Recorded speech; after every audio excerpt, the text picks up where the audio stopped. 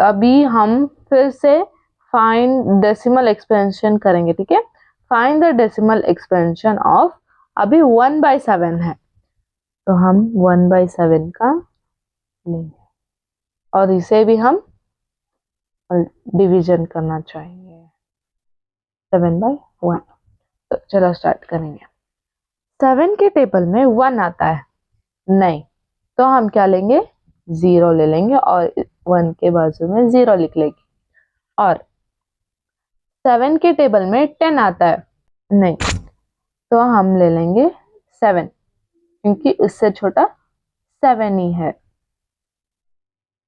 तो अब इसको हम 10/7 को माइनस करेंगे तो कितना होगा,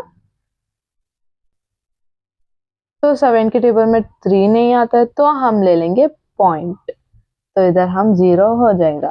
और 7 के टेबल में 30 आता है नहीं, तो इससे छोटा 7 1, तो 28 हो जाएगा। तो हम इसको भी माइनस करना चाहिए। 30 माइनस 28 हमारा हो जाएगा 20। तो 7 टेबल में 20 है, 7 2 जा 14, इससे छोटा 7 2 जा 14 है, तो हम इसको माइनस कर लेंगे 60। तो हम फिर 7 के टेबल में 6 आता है नहीं, तो हम ले लेंगे 7 के टेबल में 60 तो नहीं आता है, तो हम ले लेंगे 8 7 8 जा 56 है, 7 8 जा 56, तो हम इसको भी माइनस कर लेंगे, ठीक है। तो आएगा, हो जाएगा 40। तो 7 के टेबल में 40 आता है 7, हाँ आता है, तो और 47 7 जा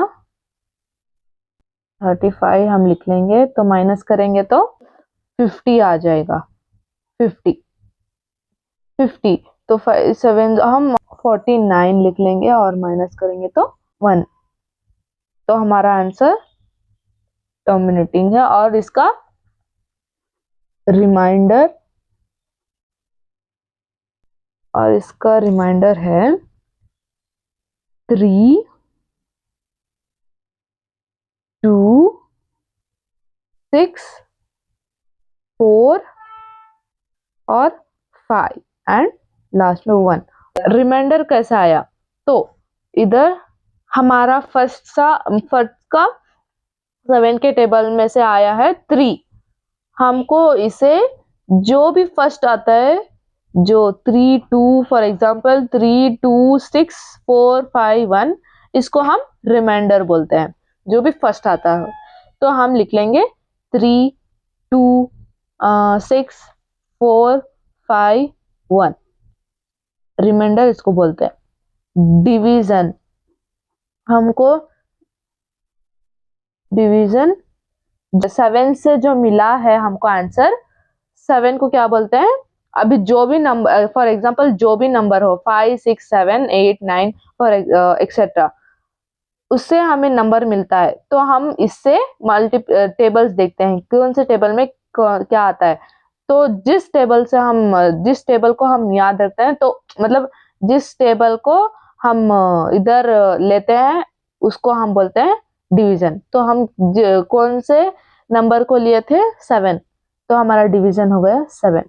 तो ये है फ्रेंड्स हमारा डेसिमल एक्सपेंशन ऑफ 1/7 का आंसर है, लास्ट में 1 है।